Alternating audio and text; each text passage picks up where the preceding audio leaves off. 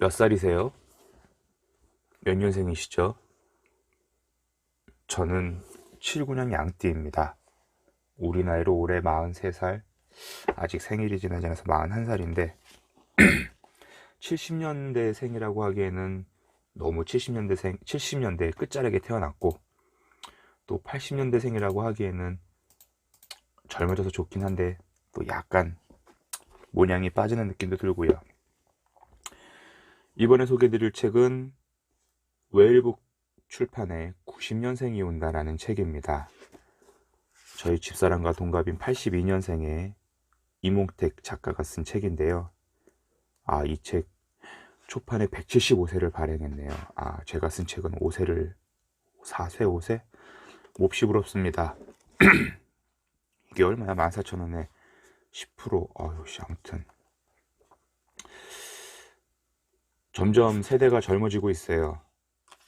저는 늙어지고 있고 사실 지금 그 젊은 세대 애들도 곧 늙어집니다.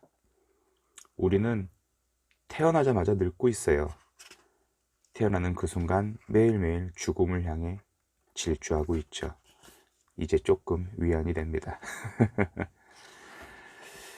이 책에서는 저를 포함한 꼰대들의 이야기와 우리를 꼰대로 교집합시킨 90년대생들의 이야기들이 있습니다. 합리적이고 정직하며 재미있고 심플한, 하지만 또 각자의 이익을 추구하는 데 있어서는 굉장히 주도면밀한 그들입니다. 사실 세대 간의 트러블 혹은 남자와 여자 사이의 트러블은 오래전부터 존재는 해왔어요. 초등학교 6학년 애들이 우리 때는 안 그랬는다면서 초등학교 5학년 애들을 씹고, 또 초등학교 2학년 애들이 난 저 때 안 그랬는데 하면서 초등학교 1학년 애들을 씹습니다.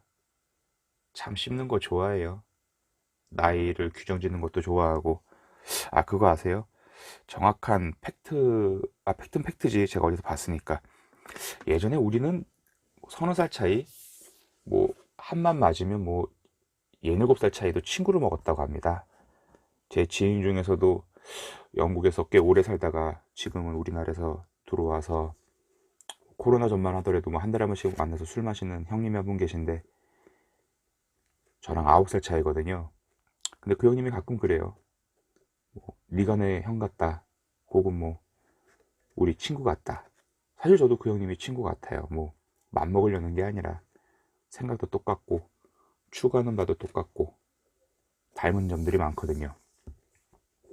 그런데 우리가 일제강점기를 통하면서 이 쪽발이 샹르무 새끼들이 그렇게 또 한 살 한 살 나이를 깝치는 것도 좋아한다고 하네요. 그래서 우리가 36년간 지배를 받으면서 통성명을 할 때 나이를 언급하게 됐고, 한 살이라도 많으면 손윗 사람이니까 언니, 오빠, 형, 누나 되는 거고, 한 살이라도 어리면 손 아래 사람 되니까 야이 씨발놈 이렇게 되는 건데, 나이가 뭐라고 참 다들 죽자고 덤빕니다. 참견하면 꼰대고 설명이 길어지면 설명충이고, 그렇다고 씨발 아무것도 안 하고 관심 끊으면 서운하다고 또 지랄을 부립니다. 어느 장단에 맞춰 춤을 춰야 될지 솔직히 모르겠어요. 씨발 욕이 안 나올래 안 나올 수가 없네요. 아무튼 이 책은 현재 90년생들의 이야기를 굉장히 치밀하고 통계학적으로 다룹니다. 안 그래도 책 말미에 작가가 참고한 책 해가지고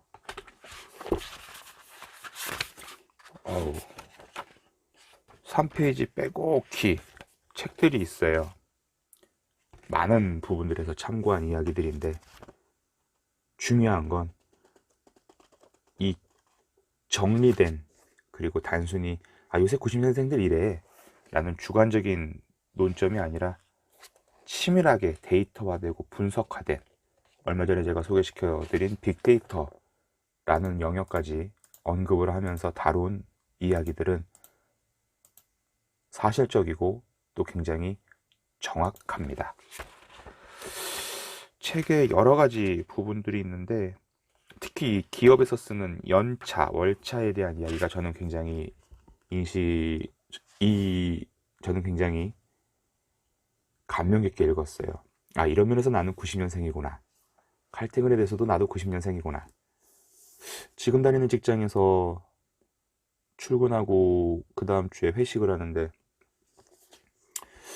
조직의 실세로 계시는 분이 저한테 아, 그래도 뭐 퇴근하고 6시 되면 한 5분 10분 정리하고 퇴근하는 거 아니냐고 그러길래 제가 술기에 한마디 던졌죠. 아, 뭔 소리냐.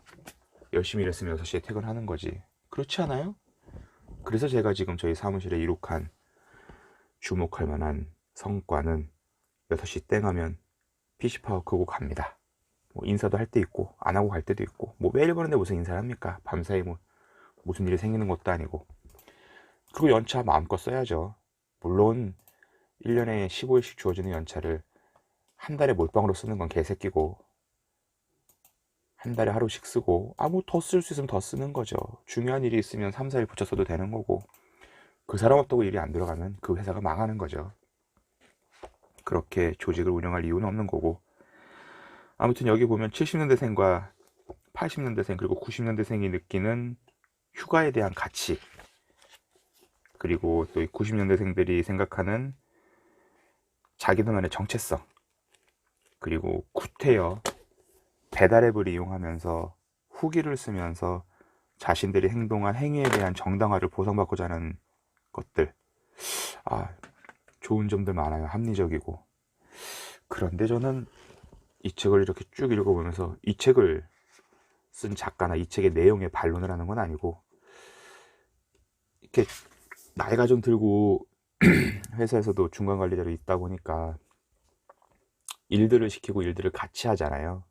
물론 뭐 이거는 지금 회사뿐만 아니라 직전 회사나 그동안 30살 그러니까 결혼 이후에 회사라는 조직을 다니면서 느낀 건데 그렇게 실수나 잘못을 인정하지 않아요. 사실 저는 그들에게 아, 죄송합니다. 잘못했습니다. 라는 사과를 드리려는 건 절대 아니고 누가 봐도 명명백백한 본인의 실수인데 계속 변명하고 핑계를 대죠. 아, 그게 아닌데. 이래서 그랬는데. 그 왜 김지훈 감독 영화 달콤한 인생에서 이병헌이랑 마지막에 조직의 보스랑 죽자고 싸우잖아요. 사실 그 이유도 별거 아니었거든요. 조직의 보스가 첩으로 두고 있는 아가씨를 이병헌에게 좀 며칠 보살피라고 일을 시켰는데 이병헌이 또 그 아가씨를 좋아하게 된 거잖아요. 근데 이병헌도 아 뭐 죄송합니다. 제가 잠깐 한눈이 좀 한눈을 팔았습니다. 이러면 될 일이었고 보스도 설사 이병헌이 그렇게 얘기 안 했더라도 그냥 가늠하고 토닥였으면 될 일인데 아무튼 거기서부터 이제 일이 그르쳐지는 거죠. 이 얘기를 왜 했냐면 누가 봐도 명명백백한 일이고 일을 하다 보면 충분히 그럴 수 있어요. 아니 뭐 사과 안 해도 돼요. 그런데 그 제스처나 그 어떤 분위기에서 아 분명히 잘못은 제가 했는데 내가 쟤한테 잘못했다고 사과를 해야 될 것 같은 느낌적인 느낌들이 드는 경우들이 너무 많아요. 그래서 저는 요새 어떤 노선을 택했냐면 애매한 건 그냥 넘어가요. 아 그걸 다 일일이 얘기하자니까 얘기하려면 저는 아마 혈압이 터져서 죽을지도 몰라요. 근데 간혹 뭐 그걸 굳이 뭐 시즌제나 어떤 기간제로 두는 건 아니지만 아니다 싶을 땐 얘기를 하죠. 네가 이러이러해서 잘못했어. 사과를 할 건 아닌데 그 잘못을 네가 알고 그 다음엔 그 잘못을 다시 안 하게끔 업무를 업그레이드 해야지 라는 식으로 얘기를 하는데 아 그것도 잘 안 돼요. 여기서 뭐 조커 같은 애들 까봤자 뭐 하겠습니까? 제 얼굴에 침 뱉기죠. 그래서 이 책은 재밌어요. 서브 타이틀이 이렇게 되어 있네요. 간단함, 병맛, 솔직함으로 기업의 흥망성쇠를 좌우하는. 그러니까 말 그대로 이제 지금 기업들은 그동안 굉장히 점진적으로 발전해온 노동법 때문에도 채용과 퇴사가 쉽지가 않거든요.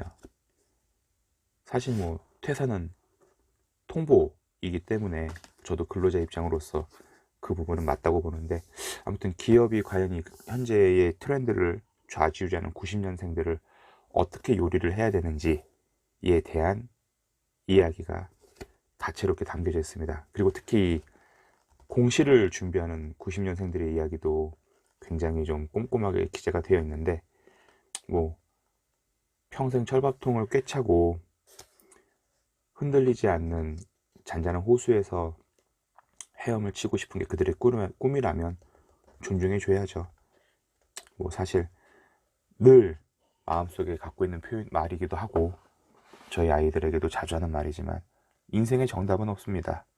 중요한 건 방향성, 그리고 가장 중요한 건 모든 선택에 있어서 스스로 책임을 지는 게 인생에서 가장 중요한 거라고 저는 보기 때문에, 이유불문 90년생들을 조금이라도 더 이해하고 싶고, 또 스스로가 90년생인데 나와 동시대로 사는 또래 집단들은 어떤 생각과 사고를 갖고 있을까라는 것들이 궁금하다면 이 책을 읽어봤으면 좋을 것 같습니다. 90년생보다 제가 11살이 많네요.